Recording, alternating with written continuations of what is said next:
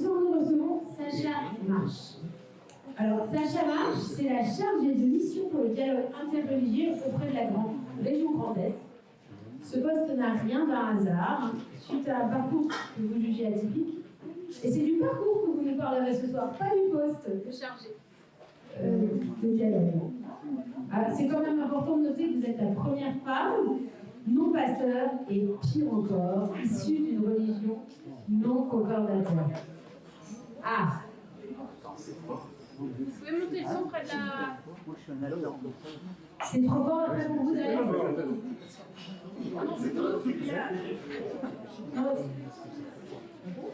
Voilà. Est-ce que c'est bon pour tout le monde là? Il n'y a personne qui crie derrière, ça l'embête. Donc vous avez 58 ans, 2 enfants, une famille dans laquelle se mêlent plein d'appartenances religieuses et vous êtes passionné de peinture et d'art, m'avez-vous dit. Mais ce soir, vous êtes venu nous parler du parcours spirituel, puisque suite à un accident de vie, vous avez rencontré 3 grands maîtres qui vous ont ouvert à une quête spirituelle. Pourtant, votre éducation communiste et athée ne vous prédestinait pas du tout à un tel cheminement. Et à cet extraordinaire chemin dont vous nous entretiendrez. Votre parcours nous a entre autres mené à diriger un centre bouddhiste dans les Vosges pendant près de 10 ans, avant de prendre votre poste actuel. Donc vous êtes aujourd'hui bouddhiste, et la diversité des religions, la confrontation des points de vue et l'enrichissement mutuel sont pour vous précieux. Donc vous êtes tout à fait à votre place et la bienvenue ce soir dans notre café Shalom, pour lequel vous avez choisi le thème « Où es-tu » et nous nous réjouissons de vous entendre. Merci beaucoup, bonsoir. Merci Travers et Libo de m'avoir invité. Je suis morte de trouille, grâce à vous, mais j'espère que ça va le faire. Voilà, merci Caroline pour cette présentation. Oui, je vais rester zen. Voilà. Donc, comme vous avez pu le lire, j'ai choisi de fonder mon propos sur Haïeka, ce passage de la Genèse quand Dieu demande à Adam « Où es-tu » Lorsque j'ai préparé cette intervention, mon premier réflexe a été de reprendre ce petit livre. Le livre de Martin Buber, que vous connaissez sans doute, dont le titre est « Le chemin de l'homme » depuis la doctrine, d'après la doctrine chassidique, car c'est dans ce livre que m'avait écrit d'une façon très vide, il y a bien longtemps de cela, cette question. Où es-tu? Je vous rappelle très brièvement l'histoire, tout particulièrement pour ma copine Julie Marie-Zava qui ne la connaît pas. Le rabbi Shneor Zalman, l'oracle de Russie, est incarcéré à Saint-Pétersbourg. Le capitaine de la gendarmerie qui en a la garde devine la qualité de son prisonnier et lui demande, non sans le souhait de le prendre un peu au piège quand même, que Dieu l'omniscient dise à Adam, où es-tu? Comment peut-il m'entendre? Je lis Martin Buber. Croyez-vous de foi, répondit le rabbin, que l'écriture soit éternelle et qu'elle embrasse tous les temps, toutes les générations et tous les individus? Je le crois, dit-il. Et bien repris de sa vie, en tout temps Dieu interpelle chaque homme. Où es-tu dans ton monde? De ceux qui te sont départis, tant de jours ont passé, tant d'années. Jusqu'où es-tu arrivé entre-temps dans ton monde? Dieu dit par exemple, voilà 46 ans que tu vis. Où séjournes-tu? En entendant citer le chiffre exact de son âge, le capitaine se méprisa, posa la main sur l'épaule du brave et s'écria « Bravo !» Mais le cœur lui battait. Moi, comme l'a dit Caroline, je suis née dans une famille communiste. Mes arrière-grands-parents, mes grands-parents et mes parents étaient communistes. C'était en fait des idéalistes, des gens qui pensaient simplement que tout être humain a droit à un toit sur la tête, de quoi manger dans son assiette, de quoi élever ses enfants et un petit quelque chose pour se divertir. Et ils pensaient que le communisme devait incarner cela. Ma famille avait une haute opinion de l'être humain et de ses capacités à rendre le monde meilleur. Leur communisme n'était pas celui de Staline ou de Mao, il était généreux et bienveillant, et profondément patriote. Une seule chose était franchement, irréductiblement un objet de rejet à leurs yeux, la religion. Car non seulement la religion s'était enrichie sur le dos des plus pauvres, Mais encore, et c'était là le plus grave, elle avait profondément failli à rendre ce monde meilleur. C'est donc dans ce milieu familial que pour mes 14 ans, j'ai demandé que l'on m'offre une Bible. Je me souviens encore comme le cœur me battait lorsque je prononçais ce mot devant mes parents. Une Bible. Car évidemment, j'étais tout à fait consciente du tsunami que je provoquais. De mémoire des plus anciens d'entre nous, aucune Bible n'avait jamais trouvé place dans aucune bibliothèque, d'aucun appartement, d'aucun membre de la famille. Quelle mouche m'avait piqué? Pourquoi tout à coup, sans que rien ne les imprègne, je demandais un cadeau si saugrenu, voire si offensant pour l'esprit familial? Évidemment, c'est une longue histoire, issue d'un faisceau d'événements douloureux et de questionnements sur le sens de la vie.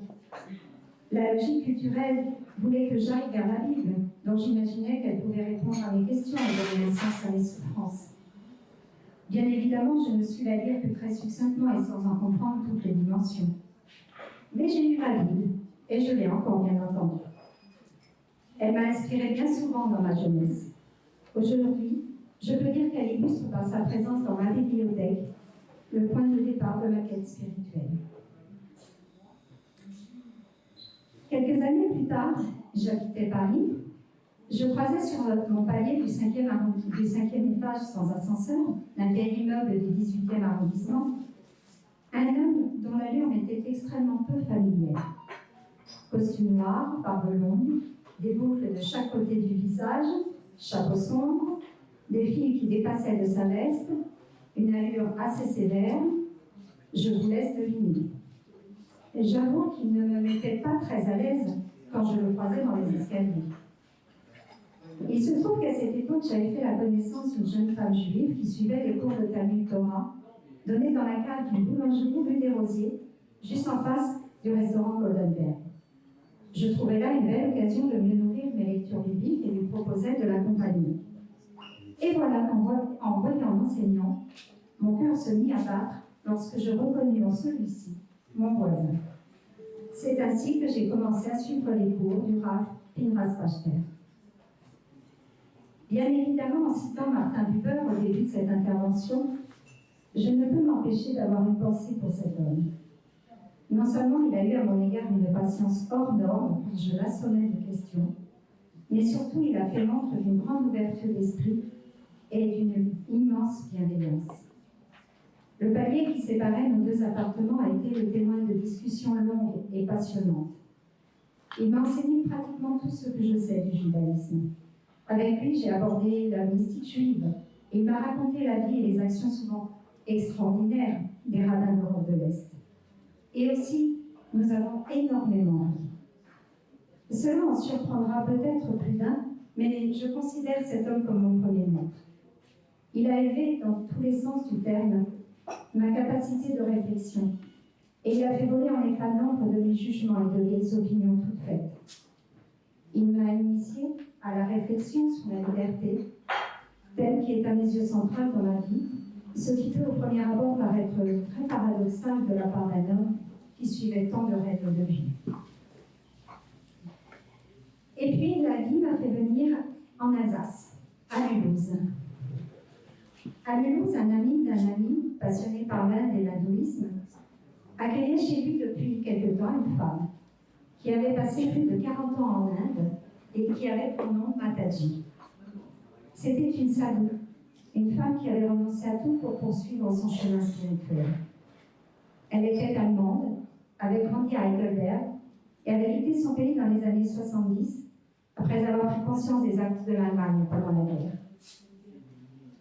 C'était très étonnant de voir cette vieille femme déambuler dans un appartement bourgeois mulhousien, enturbanée, vêtue de tissu indien rose pâle, qui parlait si long parfaitement et qui avait médité 12 ans sous un arbre dans les contreforts de l'Himalaya.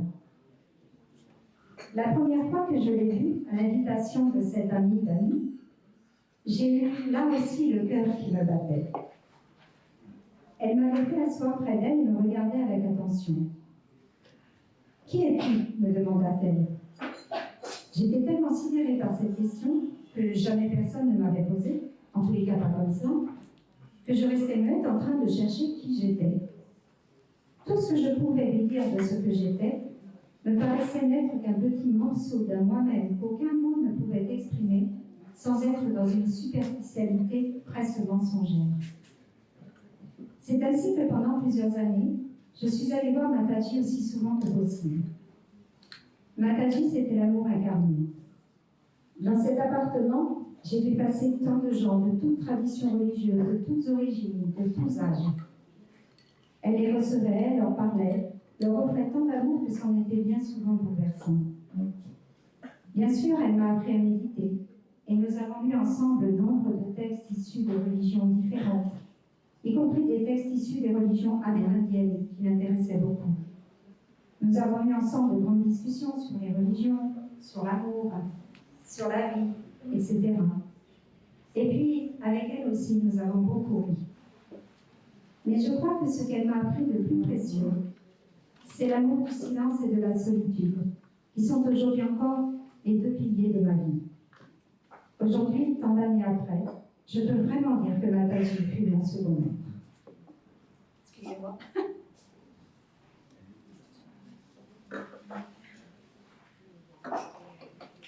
Il y a presque 20 ans, je fis un rêve. Le Dalai Lama était assis auprès de moi et me parlait. Je suis incapable de vous dire de quoi il me parlait. La seule chose dont je me souviens encore aujourd'hui avec une netteté totale, c'est de l'amour inconditionnel avec lequel il me regardait. C'était un amour qui ne vous caractérise pas, qui ne vous identifie pas. C'était un amour qui vous emplit tellement que vous n'êtes rien d'autre que cet amour-là, que vous n'êtes plus ce personnage que vous croyez être, que vous êtes littéralement transcendé. Lorsque je me suis réveillée, c'était un beau jour d'automne, froid et ensoleillé. J'étais totalement bouleversée, retournée, révolutionnée. Je restais plantée au milieu de mon appartement, muette, en tentant d'appréhender l'ampleur de la transformation qui s'était produite en moi. D'une certaine manière, et sans vouloir faire de comparaison déplacée, je crois que cette nuit-là, il m'a été demandé « Où es-tu » et que comme dans l'histoire racontée par Martin Buber, le cœur m'a battu. La petite cérémonie qui marque votre entrée sur le chemin bouddhique s'appelle une prise de refuge. J'ai pris refuge dans le bouddhisme dès que j'ai pu le faire, environ 3 mois après ce rêve. Et je pense qu'il ne m'en a pas fallu davantage pour changer absolument toute ma vie. Et 1 an après, je rencontrais celui qui allait devenir mon maître dans le bouddhisme et qui l'est encore aujourd'hui. En prenant refuge dans le bouddhisme, vous ne changez pas d'état. Vous arrivez avec ce que vous êtes et vous vous mettez au travail, c'est tout. La tradition spirituelle qu'a fondée le Bouddha, née environ 500-600 ans avant l'ère chrétienne en Inde, ne se rattache à aucune révélation divine et lui-même ne se présente pas comme un dieu ou un être inspiré par des dieux. Elle est le fruit d'une quête, la cessation de la souffrance, et présente aux disciples le chemin menant à ce fruit. Par l'étude, qui passe souvent par l'écoute, la réflexion et la méditation, le pratiquant bouddhiste adhère à un enseignement qui s'avance souvent à contre-courant de ses habitudes de pensée et qui demande un investissement conséquent à celui qui souhaite l'appréhender justement et le vivre quotidiennement. Paradoxalement, dans la phrase « Où es-tu ?», le point de vue bouddhique s'arrêterait certainement sur le « tu » plutôt que sur le « où ». Car du point de vue du bouddhisme, c'est bien dans le « tu », le « je » qu'est le problème. Dans la manière erronée dont nous nous percevons et dont nous percevons tout ce qui nous entoure. Nous nous engageons donc dans la voie du bouddhisme pour sortir de l'illusion que nous avons des choses et de nous-mêmes, et pour atteindre la libération de cette illusion, ce que nous appelons la bodhi, l'éveil. La bodhi, l'éveil, n'est pas le fruit d'un savoir, mais le fruit d'une expérience qui ayant été vécue par un être humain et reproductible par un être humain, et même une femme, et donc accessible à tous. J'ajoute que cette quête n'est absolument pas une quête pour soi, et uniquement pour soi. En effet, le but est d'une part d'améliorer son comportement, et donc de mieux vivre avec les autres et d'agir avec davantage de sagesse dans ce monde, en cultivant des qualités comme la patience, la bienveillance, la générosité, etc. Et d'autre part, le but suprême est de pouvoir un jour guider les autres sur ce chemin d'éveil. Dans le bouddhisme, le maître est un élément primordial. Le maître, c'est celui dont on considère qu'il a fait le chemin et qu'il est donc apte à vous guider. En dehors du fait d'être doté d'une érudition souvent exceptionnelle, il a développé les qualités qui sont celles d'un Bouddha, ce que nous appelons dans le bouddhisme tibétain les paramita. Paramita qui mènent, ita, au-delà, param, c'est-à-dire des qualités qui mènent au-delà des apparences et de la souffrance, jusqu'à l'éveil. Non seulement le maître est un exemple par son comportement, mais il a également la sagesse de comprendre qui vous êtes et la générosité de vous guider sur le chemin. Inutile de vous dire que lorsque j'ai rencontré Rinpoche Rinpoche, le cœur me battait aussi. Je m'attendais à voir un être surhumain en quelque sorte, une espèce de Bouddha flottant vaguement dans un monde éthéré. Et j'ai rencontré un moine en physique solide, comme peuvent être les Tibétains, parlant en anglais parfait, riant volontiers et totalement abordable. Dans la relation que vous nouez avec le maître dans le bouddhisme, il n'y a pas de place pour la niaiserie, pour le romantisme, et encore moins pour la soumission. C'est une relation fondée sur la confiance d'abord, puis sur la gratitude du disciple, qui place le maître dans une position de grande responsabilité, laquelle ne doit être portée que par le souhait profond et sincère de vous amener à l'éveil. Une chose encore d'importance, Rinpoche adore rire et faire rire. Il a même fait éditer un livre d'histoire drôle, inspiré en partie par l'attitude des bouddhistes tibétains. Avec le recul, je me dis que chacune de ces trois personnes a agi avec moi avec une justesse absolue, dans la manière qu'elles ont eu de m'enseigner à devenir, à grandir, à réfléchir. Tant elles ont su miser sur ma capacité à comprendre par l'expérience et pas seulement par la compréhension intellectuelle. Bien sûr, j'ai lu, étudié, questionné, mais ce n'est pas par ce biais que j'ai le plus appris. C'est par le don que chacune d'entre elles a fait, par le temps qu'elles m'ont consacré et me consacrent encore pour l'une d'entre elles, par les petites pierres que chacune a posées sur ma route. Et voilà, aujourd'hui j'exerce cette fonction de chargée de mission pour le dialogue interreligieux, ce qui est un sacré clin d'œil de l'âme, vous l'avouerez. Je ne sais pas si Martin Buber estimait que le chemin de l'homme se devait forcément d'être un chemin lié à une seule tradition religieuse. J'imagine que oui, mais il n'avait peut-être pas rencontré une personne née dans une famille communiste comme la mienne. Dans ce merveilleux petit livre, il décrit la manière dont l'homme peut s'élever, dans tous les sens du terme, tout en restant humble et au service de ce monde. Aucun des trois maîtres que j'ai rencontrés ne m'a enseigné autre chose. Et ils ont en commun une véritable sagesse et une foi incomparable dans le chemin qui est le leur. Et ils n'ont jamais fait montre de mépris à l'égard des autres traditions ou à l'égard des non-croyants. Bien au contraire, une très grande curiosité. Moi, je me situe à la croisée de ces belles rencontres infiniment précieuses à mes yeux, et je les porte dans mon cœur sur mon chemin propre.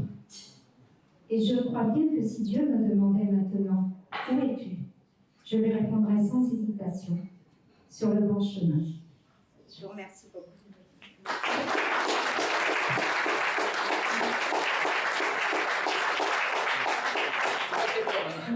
Ça a marché autant. Ariel, il faut le faire. C'est extrêmement touchant. Je ne m'attendais pas du tout à ça. C'est très courageux de votre part, de partager votre parcours. Vous l'avez dit pour vous-même, d'autres personnes, à travers leur personne, ont été un enseignement. Vous l'êtes reconnu. C'est difficile de l'imaginer que soi-même on puisse être cette personne qu'on rencontre. Vous êtes la personne qu'on a rencontrée. Vous avez dit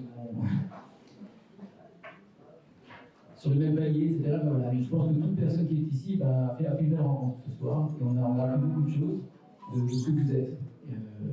Où vous êtes dans notre cœur. Merci beaucoup.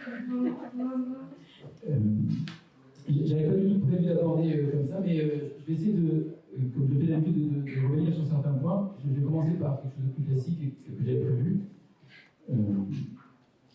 Effectivement, la question du texte, hein, c'est un texte très connu, hein, c'est le deuxième récit de la création, celui où on nous parle du jardin d'Éden, celui où on nous parle de la faute. Et dans le texte que vous avez devant les yeux, c'est juste une partie, c'est un morceau qui a été coupé pour un tout petit peu contextualiser la question du où es-tu. Donc vous avez le moment où la femme faute, donc la femme jugea que l'arbre était bon comme nourriture, qu'il était attrayant à la vue, donc après que le serpent y est incité. Elle va en manger, et contrairement à ce qui est prévu, elle ne meurt pas. Par contre, elle en donne à manger à son mari, donc à son époux. Leurs yeux, à tous deux, se dessillèrent, qui a été l'idée de pouvoir voir quelque chose qu'ils ne voyaient pas, mais qui était pourtant là.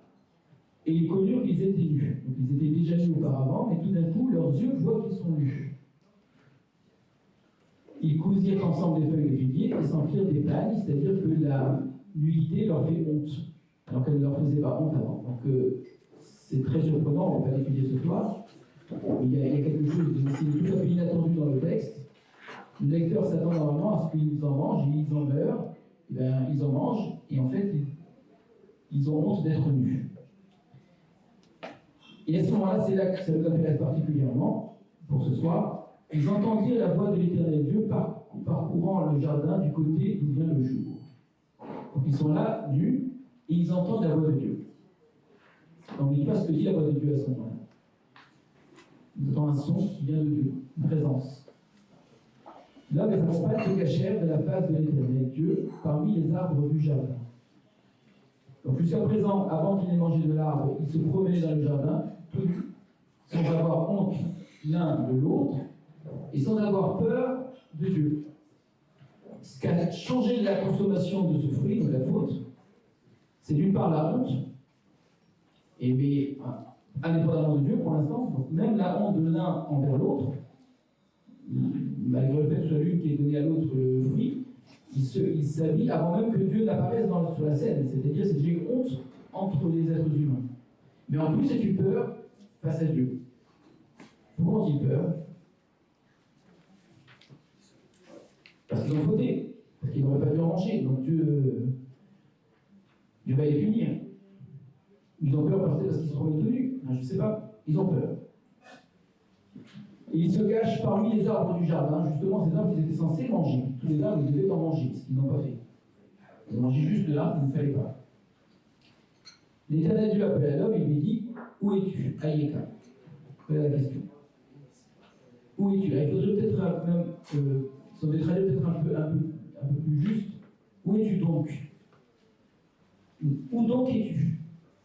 Le aïe en hébreu, à la différence du épho, c'est l'idée que c'est pas juste où tu es comme quelque chose. J'aimerais savoir où tu es. J'appelle quelqu'un. Allô? Je téléphone et je lui demande: dis-moi où est-ce que tu es, parce que je ne sais pas où il est. C'est pas ça la question, où es-tu? C'est pas ça le aïe. C'est pas je te cherche, dis-moi où tu es. C'est tu n'es pas à un endroit où tu devrais. Donc, où es-tu donc? C'est-à-dire, je te cherche, tu es censé être là, et je ne te trouve pas là où tu es censé être. Alors, où es-tu?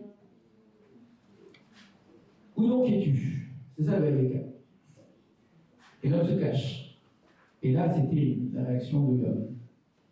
Qu'est-ce que l'homme aurait dû faire s'il avait bien réagi? Il entend Dieu qui dit: où es-tu? Adam, où es-tu? Alors Dieu, il sait très bien où il est. Attends, il sait très bien qu'il se cache dans les arbres du jardin. Alors pourquoi Dieu pose la question si Dieu sait où il est?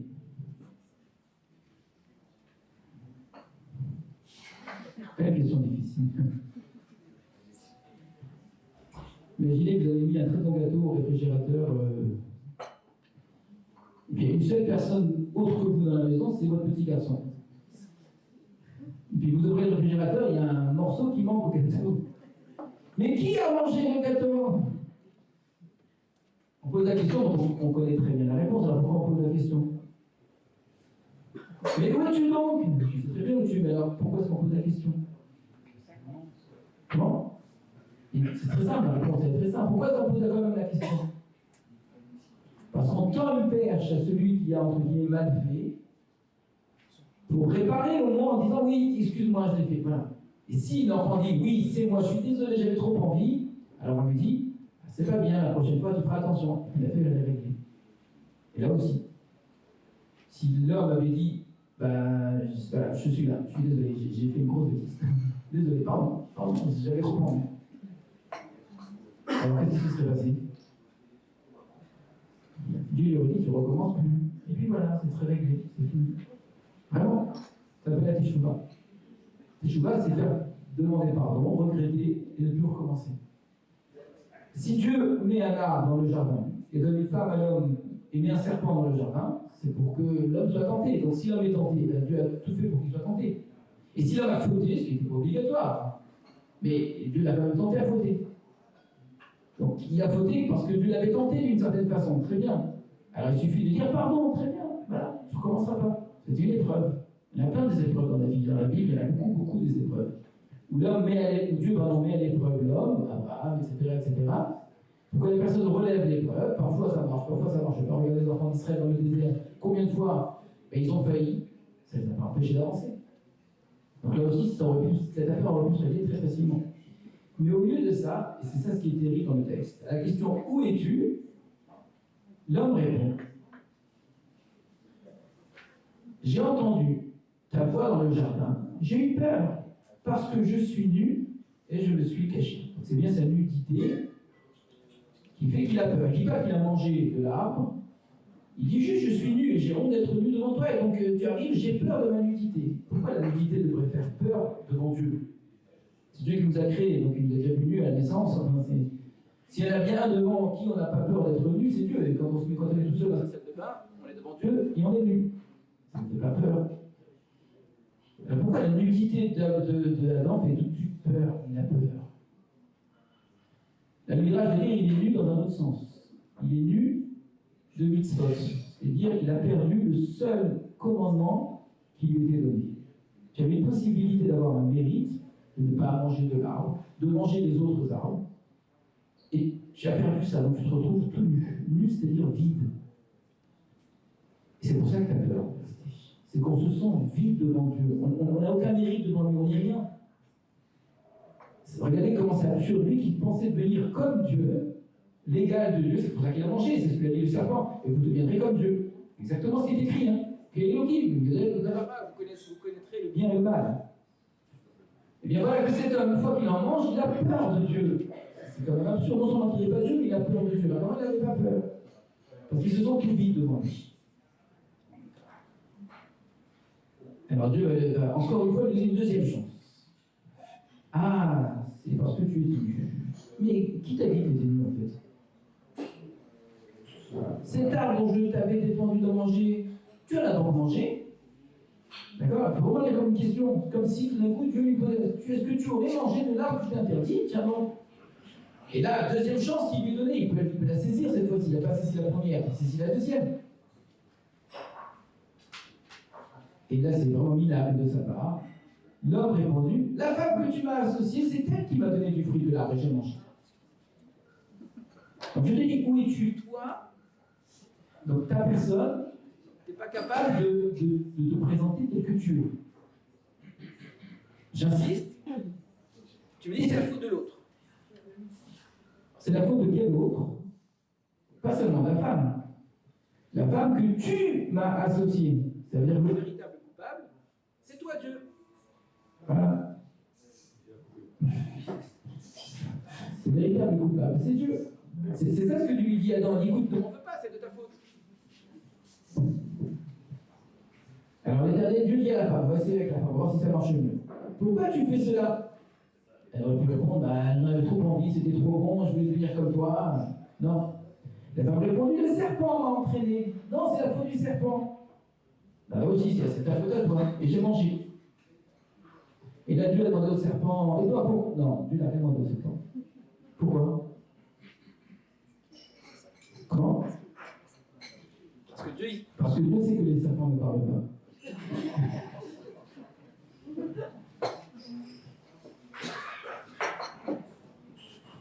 Tout ça, le serpent, etc., tout ça, ça se passe à l'intérieur même de l'homme et de la femme. Dieu va pas se tourner vers un serpent.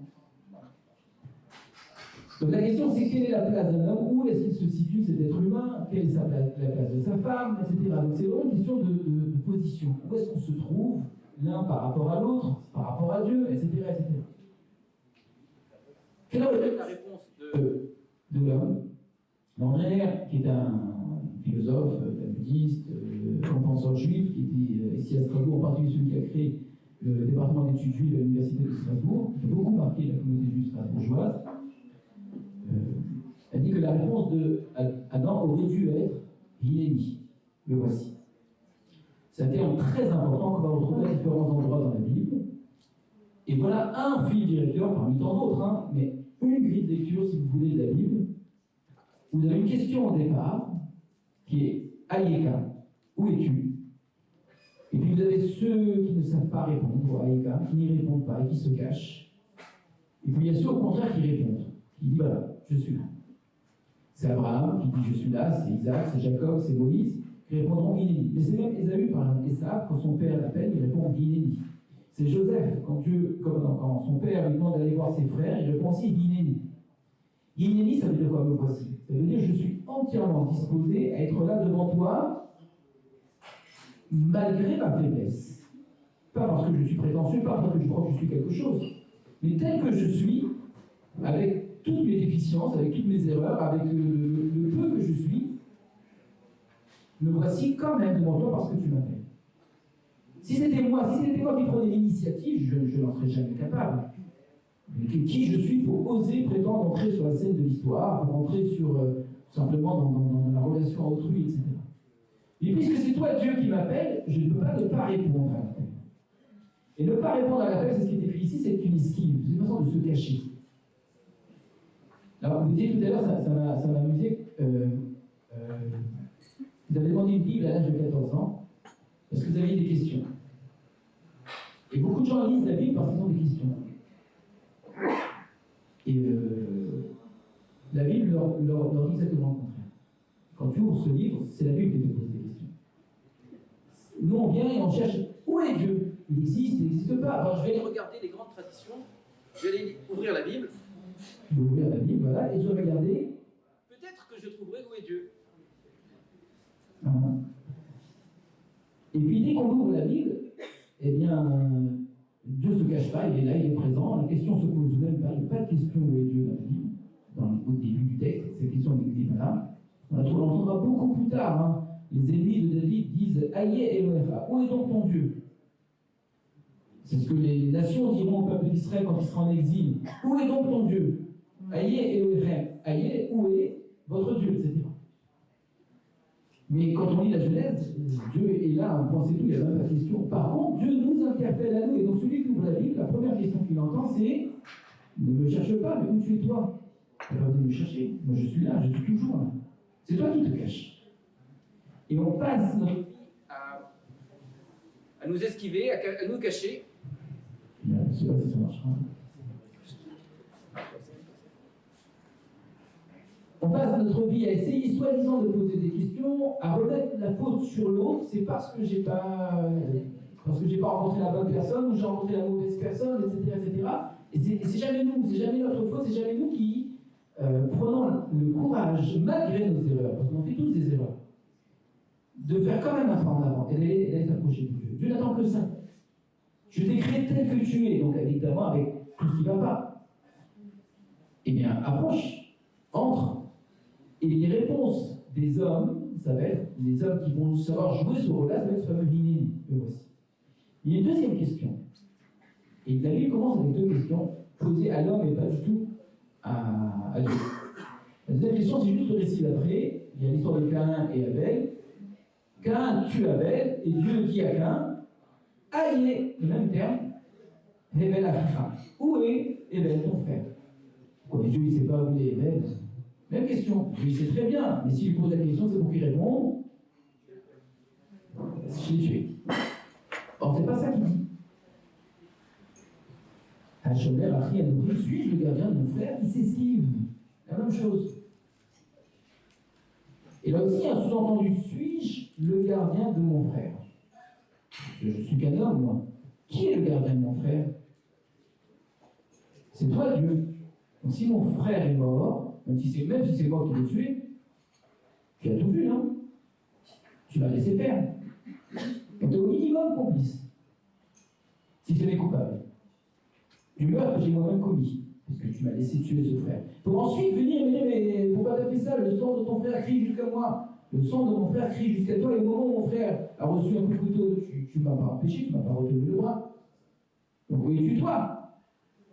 Et pourtant Dieu dit à l'homme, non, où est ton frère? C'est pas moi d'écrire l'histoire, c'est à vous, hommes, d'écrire l'histoire. Mais vous vous cachez. Et ça vous arrange toujours de dire, mais où était Dieu? Pourquoi il a laissé faire? Et puis c'est la faute de l'autre. C'est l'autre qui est méchant. C'est l'autre qui m'a fait fauter, etc., etc. Mais assume-toi. Assume-toi et assume ta responsabilité.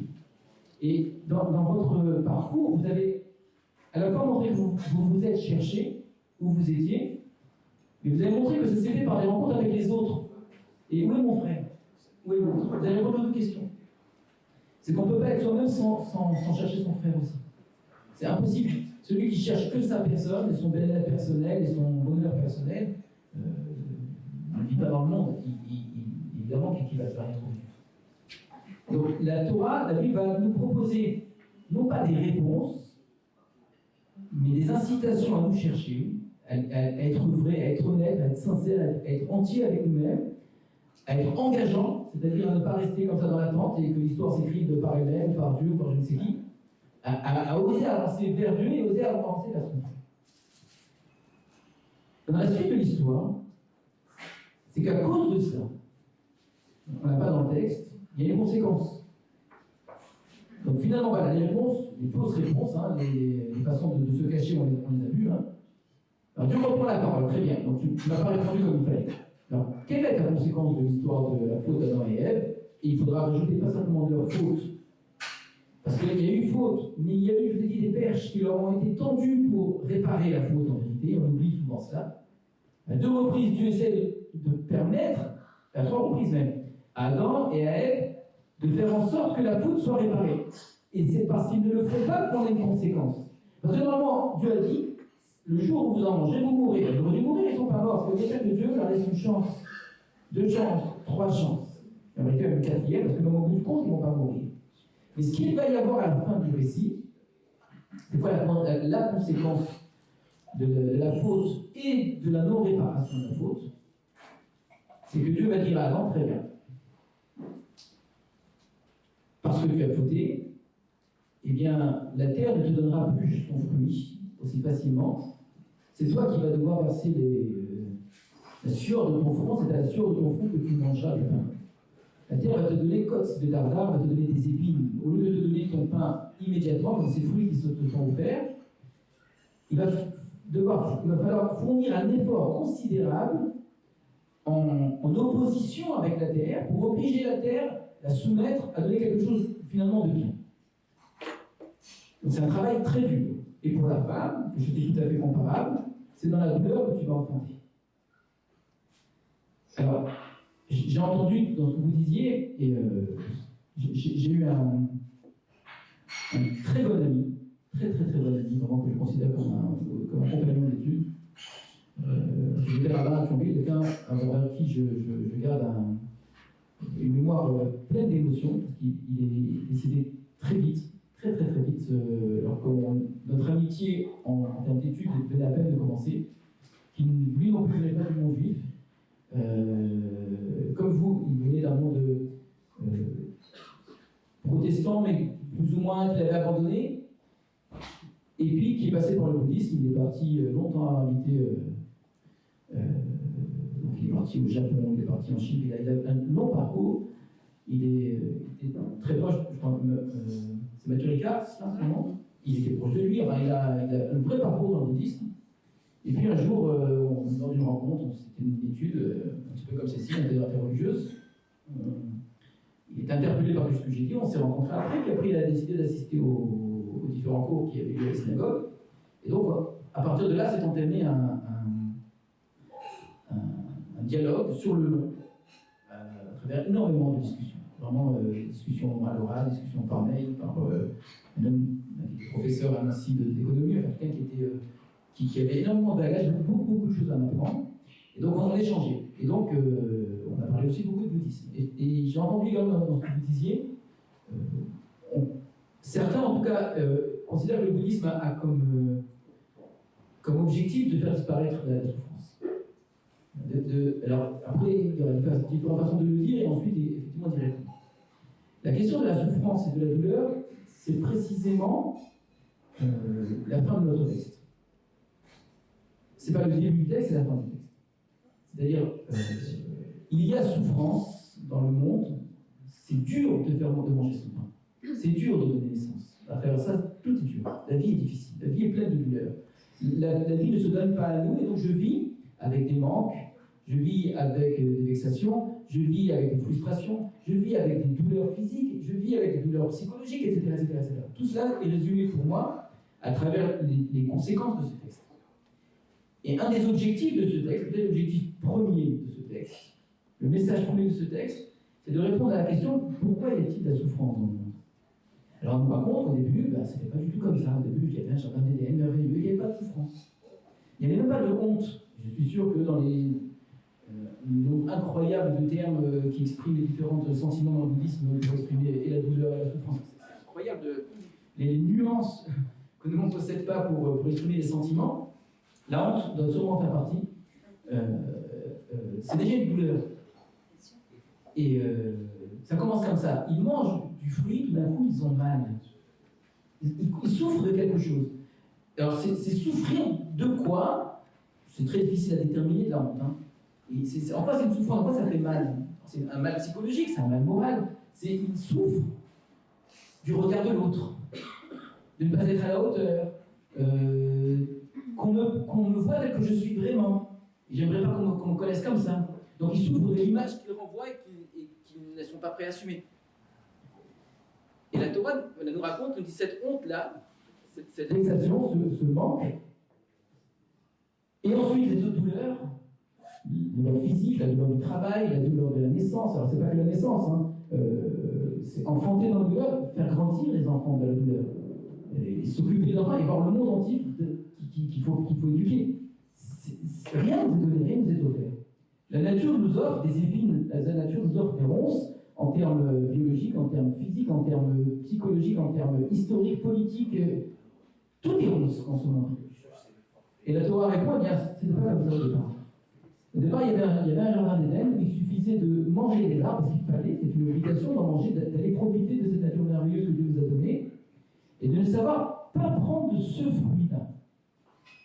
Et ce fruit-là, celui de la connaissance du bien et du mal, parce qu'on en a mangé, d'une part, mais surtout, c'est là-dessus que j'ai voulu insister, parce qu'une fois qu'on en a mangé, on a refusé de répondre à la question à Yéka.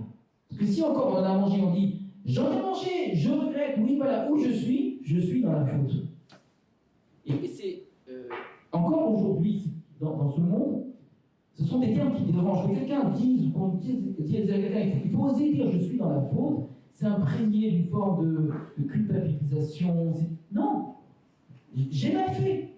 Dans les relations quotidiennes, dans la relation humaine qu'on a avec quelqu'un que l'on aime, si on n'est pas capable de dire j'ai mal fait, je t'ai fait mal, je suis dans la faute, mais on ne peut rien réparer. Évidemment qu'on se trompe tous. Évidemment que le monde pose problème, mais il y a une solution. Assume-le, accepte, dis en quoi, quelle est ta responsabilité, répare. T'as un problème avec ton frère, essaie de le réparer. T'as pas réussi à le réparer, répare après au moins, que ça ne se reproduise pas, mais ne te cache pas. Et donc, d'où vient la douleur, d'où vient la souffrance? C'est une vraie discussion avec le bouddhisme en général. Ça n'est pas qu'un fait qu'il faudrait essayer de ne pas ressentir ou qu'il faudrait essayer d'empêcher, c'est-à-dire c'est l'affect qui s'impose à moi, que je vais essayer d'empêcher. J'ai fait en sorte que la douleur ne me touche pas. Mais elle pourrait être là, mais c'est quelque chose que j'ai essayé mentalement ou par un travail de faire en sorte. Non, ça ne me fait pas souffrir. Ça fonctionne souvent de manière très juste et très pertinente, parce qu'une grande partie des souffrances sont l'idée qu'on se fait en vérité du mal. C'est entièrement fait. Mais il n'empêche qu'une grande partie des souffrances sont dues aussi à des manques de responsabilité. Il y a aussi un nombre. On est tous le même genre humain, on est tous la même personne, on est tous le même Adam, le même Ève. Et il y a une partie d'entre nous, au moins, si ce n'est pas nous-mêmes, souvent, qui clairement vont manquer à des responsabilités. Et c'est ce que nous dit le texte. Au lieu, tu vois le monde qui va mal. Il dit Dieu, pourquoi tu ne règles pas le problème du monde? Il dit mais c'est toi qui fais que le monde a tellement. La Maïmonide classe les mots en différentes catégories. Il y a les mots dus à la nature, tremblement de terre, etc. D'accord. Il y a les mots qui sont dus aux autres, les gens qui nous font du mal, des guerres, etc. Et puis il y a les mots qu'on se cause à nous-mêmes. Il dit mal très majoritairement, la plupart des problèmes viennent de nous-mêmes. En deuxième partie, ceux que les autres, et seulement en troisième partie, la nature. Mais on vit dans la douleur, et ce point, le judaïsme le pose au début de la Torah. Parce qu'il y a une responsabilité. Et ce n'est pas juste un sentiment, quand je dis juste, il ne faut pas prendre de manière comme si j'atténuais l'importance de ce que ça signifie. Ce n'est pas seulement le fait de. Il y a une douleur, il faudrait être capable de ne pas la ressentir. Non, il y a une faute. Et cette faute, c'est des êtres humains, des hommes et des femmes, qui n'ont pas su assumer leur place. Et à qui il faut dire où es-tu donc? Mais tu n'es pas à ta place. Et où je suis moi et je ne suis pas à ma place. Voilà. Et j'en profite effectivement pour rendre un hommage à cet homme que j'ai beaucoup aimé. Vraiment, c'était pour moi c'était une soirée où on a chacun un petit peu donné de notre histoire, qui a été une rencontre extraordinaire. Et pour dire à quel point c'est un compagnon d'études, c'est un vrai compagnon d'études, il m'arrive souvent, quand il est parti très vite, hein, il est tombé malade en un mois quasiment, il est parti. Je me suis dit, mais je ne trouverai jamais personne qui pourra être comme ça mon traducteur, me répondre. Et très souvent, quand je me pose des questions et je réfléchis, j'essaie de me dire, qu'est-ce qu'il m'aurait dit? Il continue pour moi à être un homme en dialogue. Qu'est-ce qu'il aurait dit après ce cours-là que j'ai donné? Sur quel point il m'aurait retoqué? Non, ça c'est pas bien du tout. Et puis ça, c'est pas assez approfondi, etc. Et voilà. Donc, un grand merci pour ce que vous êtes et ce que vous faites.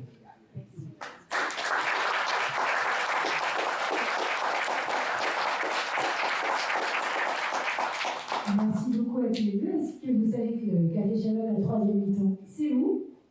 Vous savez, il y a beaucoup d'habitués. Est-ce que vous avez des questions? Ne vous cachez pas tous. Ah, merci.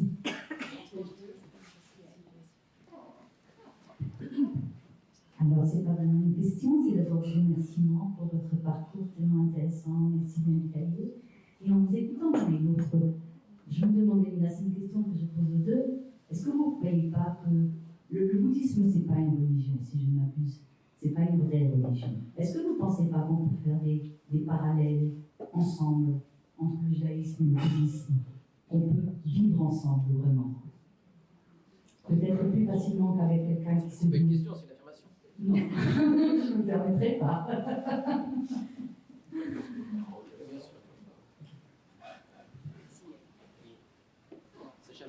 Non, je répondrai après.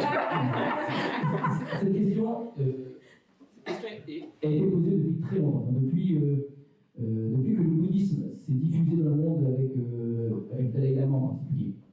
Parce qu'un très grand nombre de juifs, de jeunes juifs, éloignés du judaïsme pour les uns, ou bien même pratiquants pour d'autres, se sont intéressés énormément au bouddhisme, surtout aux États-Unis, mais pas seulement. Et les parallèles avec le bouddhisme, votre question, ont été posés au Dalai Lama lui-même. Et il a une connaissance du judaïsme et de la mystique juive en particulier qui est assez riche. Il est intéressé, tout ce que je sais, par plusieurs éléments du judaïsme et de la mystique juive en particulier, parce qu'il y a des ressemblances frappantes entre certains éléments de la mystique juive et le bouddhisme. Vraiment, on peut quasiment relire les textes du Zohar avec un langage bouddhique, ou inversement, tellement c'est proche, hein, c'est quelque chose d'assez frappant. Et en vérité, c'est plutôt étonnant, parce que les logiques qui sont derrière sont les mêmes. Donc, après, le langage est différent, mais c'est très proche. Et puis, l'histoire juive intéresse beaucoup le Dalai Lama. Avec cette question, lui a vécu un bouleversement historique que n'avait pas connu le monde tibétain et le monde bouddhique pendant des siècles, d'être tout d'un coup exilé. Et la question qui s'était posée chez lui très tôt, c'était de dire on vivait dans notre petit monde, avec notre temple, d'une certaine façon, et tout allait très bien, on dirait qu'on est quoi. Et puis tout d'un coup, on est pourchassé, est-ce qu'un jour on reviendra? Et est-ce que notre tradition sera toujours là, toujours vive? Et l'exemple qu'il avait en face de lui, c'était le judaïsme. Et avec l'idée de s'inspirer de ce qui a pu faire que le judaïsme perdure.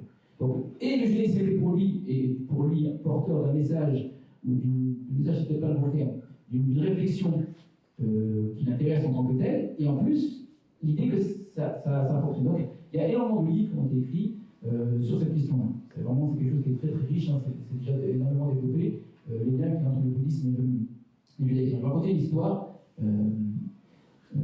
deux petites anecdotes rapides.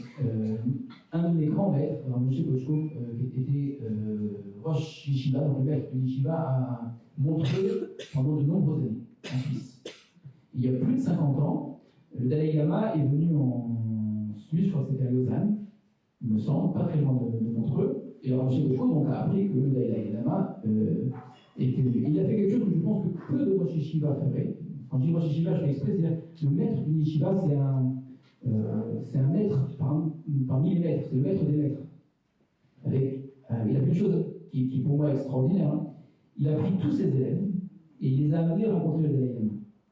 Pour réciter une bénédiction, il existe une bénédiction que l'on récite devant les sages des nations. Dès qu'on voit un homme ou une femme d'une très grande intelligence, quel que soit le domaine, une personne qui n'est pas juive, hein, il s'agit donc de quelqu'un, un très grand mathématicien, un grand physicien, un homme d'une grande pensée, une bénédiction à réciter pour remercier Dieu d'avoir ordonné la sagesse aux hommes. Il voulait que ses élèves, lui, puissent voir le Dalai Lama, il faut voir en personne, et réciter la bénédiction. Pour montrer combien le Rav Moshe Bochko, qui vit en Suisse, qui est d'une origine, je crois, lituanienne au départ, de là où il était, de ses yeshivas, il était sensible au fait que le bouddhisme a quelque chose, évidemment une sagesse aussi à transmettre et de laquelle on peut apprendre. Et effectivement, il faut être capable de le saisir.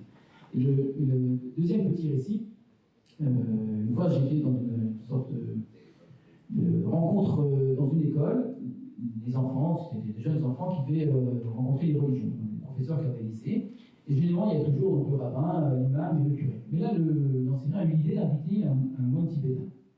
Un vrai moine tibétain, il était déjà très âgé, je ne sais pas si vous connaissez, qui habitait à Metz, je ne sais pas s'il est encore vivant, il doit avoir 70 ans passés,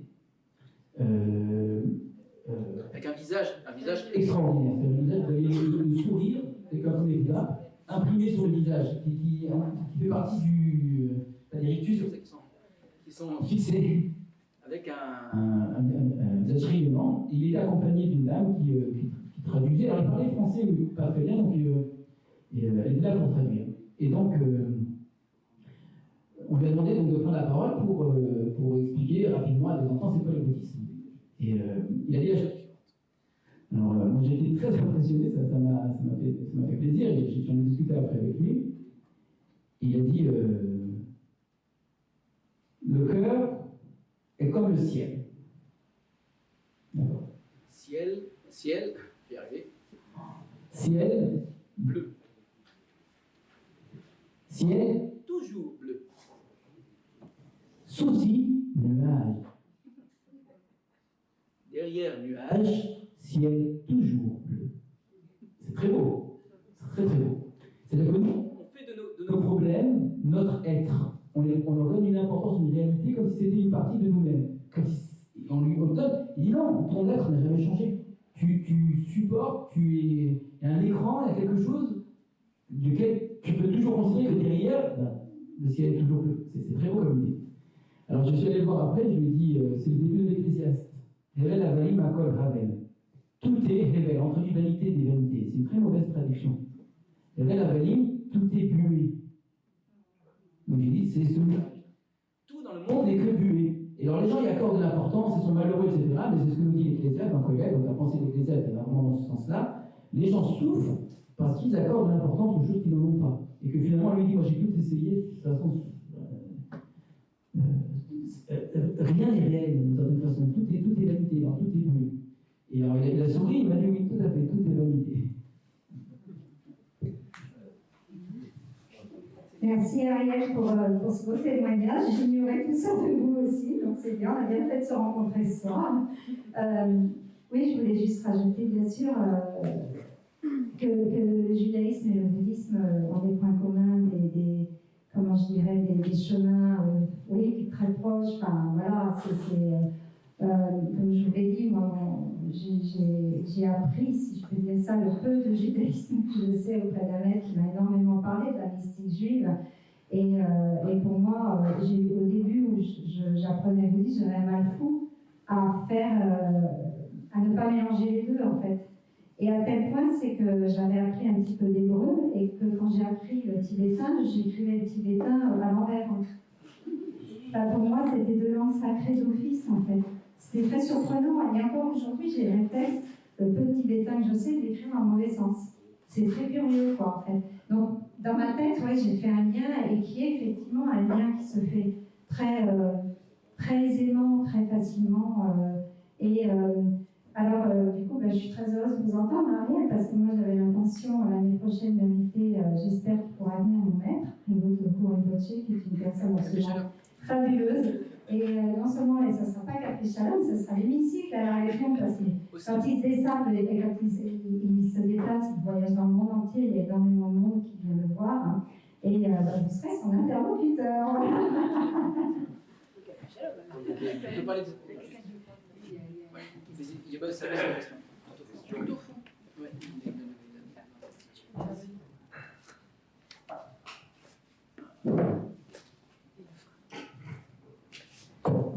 Oui, merci à vous. Adam dit c'est de la faute de Ève. Ève dit c'est de la faute du serpent.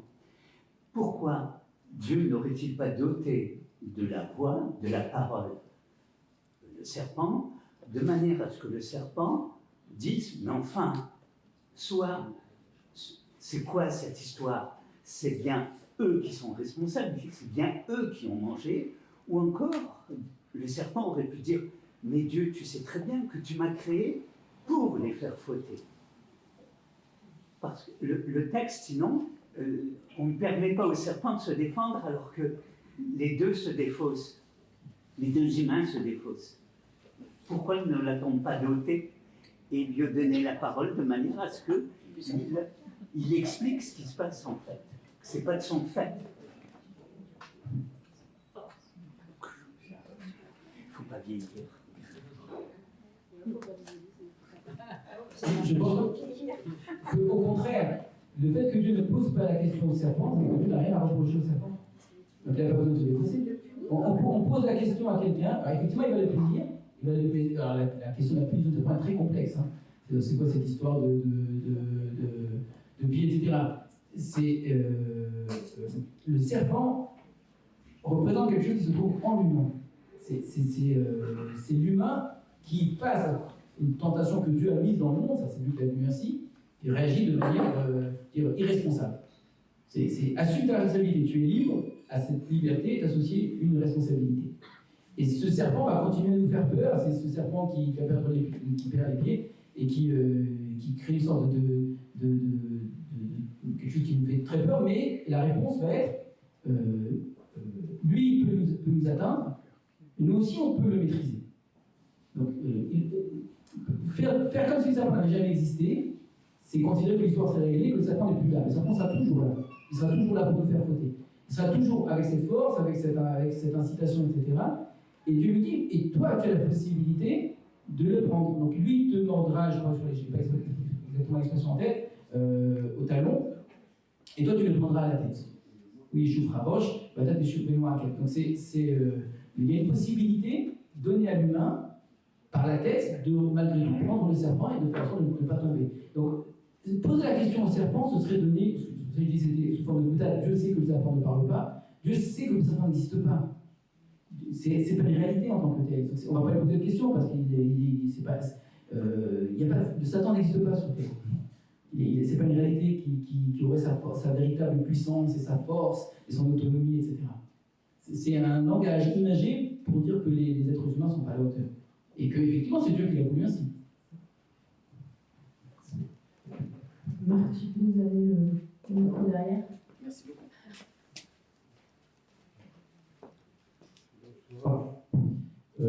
Je voulais juste reprendre ta lecture du texte, qui était très joli d'ailleurs, que j'ai apprécié, mais je trouve que des rabbins de culpabiliser l'humain. Parce qu'il y a une lecture tellement belle de ce passage du Zohar, du Midrash, de la mystique, que tu connais probablement, Lorsque Dieu demande à Adam et Ève, dit est-ce que de l'arbre dont je vous ai interdit de consommer, vous avez consommé, et le Midrash met cette très belle réponse dans la bouche de Adam et Ève, il dit Achati va'ochal. J'ai consommé et j'en remangerai. C'est-à-dire ici, on n'est pas dans la culpabilité, on est dans une relation entre Dieu qui décide de créer l'homme, Naas et Adam, en intégrant l'homme à sa création, puisque le Naas est au pluriel, faisons l'homme, et l'homme, il a son regard sur ce monde, il veut être libre. C'est pas un ange, l'ange, il n'a pas de liberté, il chante le louange de Dieu, c'est pas le rôle de l'homme. L'homme, il dit je mangerai, je mangerai. Il n'y a pas que il assume cette liberté. Et je regrette que cette lecture-là, pourquoi culpabiliser? Pas du tout, j'assume. J'ai tué mon frère, je l'ai tué. Est-ce que je suis le gardien de mon frère? Oui, est-ce que je soumets un autre? C'est ton problème, c'est pas le mien.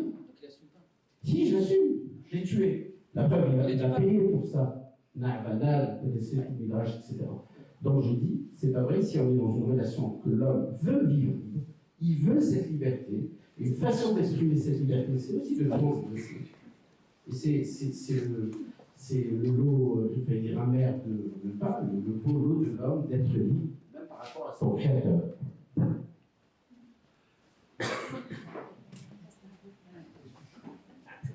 C'est une excellente remarque parce que vous de manière très juste, vous faites entendre ce que dit le Zohar, ce que dit la Kabbale.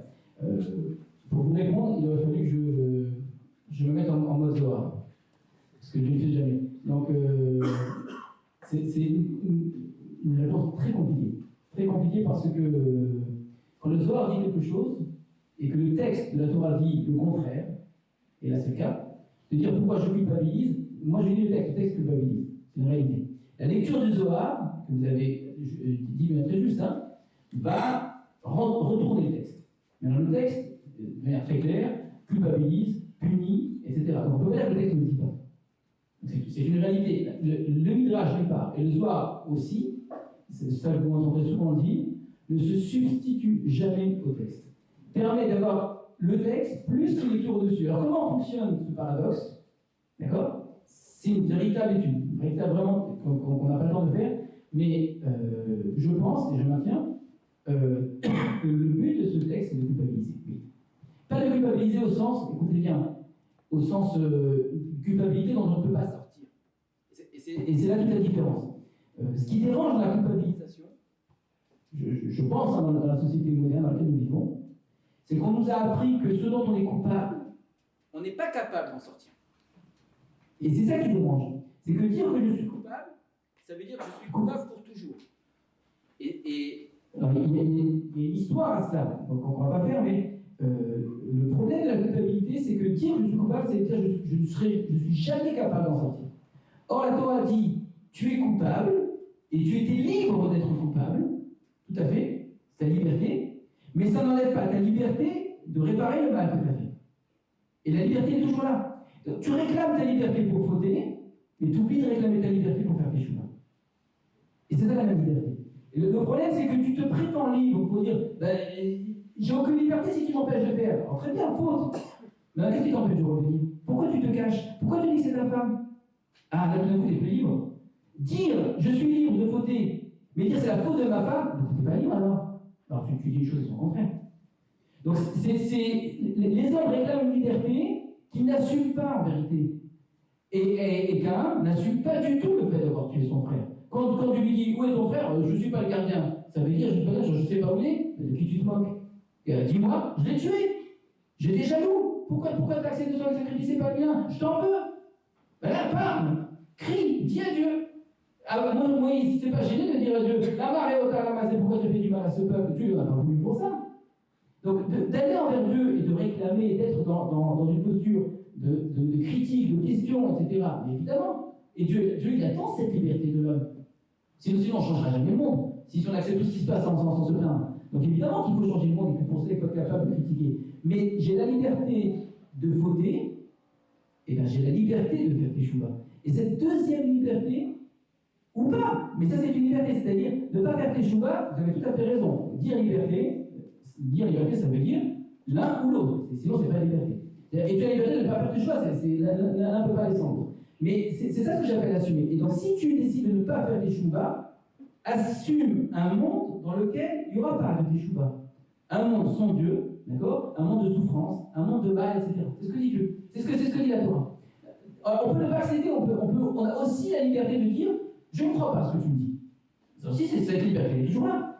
Mais quel est l'objectif du texte? Le texte, qu'est-ce qu'il veut m'apprendre? Il veut me culpabiliser en disant s'il y a des problèmes dans le monde, c'est de ta faute, toi humain, et tu veux régler les problèmes, assume la liberté de changer le monde et de réparer tout ça. Tu ne veux pas, assume-le. Ne viens pas en tout cas contre Dieu ensuite. Tu es entièrement libre. Et beaucoup l'ont fait, on est entièrement libre, tout ce qui se passe, c'est notre volonté. Ça veut dire quoi manger de l'arbre de la connaissance du bien et du mal? Pourquoi c'est si mal? Pourquoi est-ce qu'il ne faudrait pas? Manger la connaissance du bien et du mal, pour moi la meilleure explication c'est celle de Maïmonide, ingérer le choix, ingérer la liberté, c'est pas connaître le bien et le mal. C'est pas du tout ça. Il le connaissait avant, parce qu'avant il savait qu'il ne fallait pas manger. Donc il savait ce qui était mal, il savait ce qui était bien. Donc c'est quoi la différence entre avant et après? C'est qu'au moment où je mange la connaissance du bien et du mal, c'est qu'une fois que le bien et le mal est en moi, je décide de ce qui est bien et de ce qui est mal. C'est ça la liberté, au sens, je ne suis pas libre de choisir entre le bien et le mal, je suis libre de choisir ce qui est bien et ce qui est mal. Et je veux décider que d'aller tuer un peuple tout entier, c'est très bien. C'est un Megillat Esther, lorsque Haman va voir Ahasuerus, il va lui dire, donc à Assuérus, il va lui dire si c'est tov, si c'est bien aux yeux du roi, on va tuer tout un peuple, homme, femme et enfant d'un seul jour. Dans le bien, c'est le fruit qui a été consommé, et je décide de ce qui est bien, d'accord? Et le Talmud va dire, je le verset que vous avez cité, Hamina Etz, est-ce que de l'arbre pourrait manger? Le Talmud dans Megillat Esther dit où y a-t-il une allusion à Haman, le méchant Haman dans la Torah? Les lettres Hamin, c'est les lettres de Haman. Et juste après, c'est le mot Haetz, l'arbre. C'est quoi Haman, Haetz? Rachid dit Haman est sous-entendu dans la Torah, dans cette question de Dieu à l'homme, où es-tu? Donc, et est-ce que tu aurais mangé de l'arbre? Et la réponse, Haman finira sur l'arbre, il finira pendu. Ça veut dire quoi? Que cet homme qui décide du bien et du mal, qui a mangé de l'arbre, finira pendu sur cet arbre-là. C'est ça, assumer la liberté. Assumer la liberté, c'est pas Dieu, tu m'as donné la liberté de choisir, mais fais que ça se passe bien quand même à la fin. Non. Je t'ai donné la liberté de choisir. Et si ça se passe mal, t'assumes. Tu mourras à la fin. Si tu en mangeras, tu mourras. Tu veux décider toi-même de ce qui est bien et de ce qui est mal, je te laisse faire. Donc vous avez raison, cette liberté. Et le Zohar, il faudrait vraiment l'étudier dans son rapport au texte, dans son rapport habituel, hein, c'est courant dans le Zohar, de renverser le texte complètement, de lui faire dire le contraire de ce qu'il dit en apparence, sans se substituer au texte. Jamais le Zohar a la prétention de dire que ce que dit la Torah, c'est pas juste, mais il y a autre chose. La Torah culpabilise, c'est clair, ce qu'on appelle le miglé. C'est ça la chose de niveau révélé. La culpabilisation, et le terme dérange encore une fois parce que pour les gens, ça veut dire je suis coupable, donc je ne changerai jamais. C'est pas vrai. Alors plutôt que culpabiliser, responsabiliser. La Torah responsabilise. Tu es responsable, voilà ce que ça veut dire. Enlève le mot coupable, tu es responsable. Du bien et du mal. C'est comme ça que tu seras comme Dieu. En termes de responsabilité. Assume. On a encore une question? Je vois plus de main, mais. Ah, venez. Alors, ouais.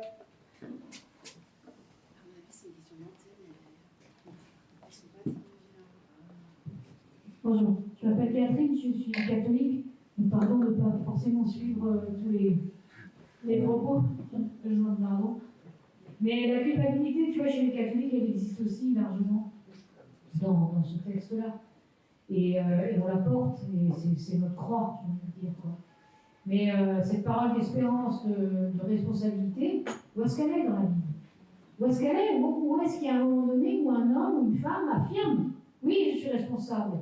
Parce que je pense que c'est un combat de vie. Et ça se lit, notamment dans le Nouveau Testament, là, sur le coup aussi, de cette parole de croyance de Jésus en l'homme le plus faible et de sortir de sa condition. Donc, où sont les applaudissements de cette responsabilité assumée?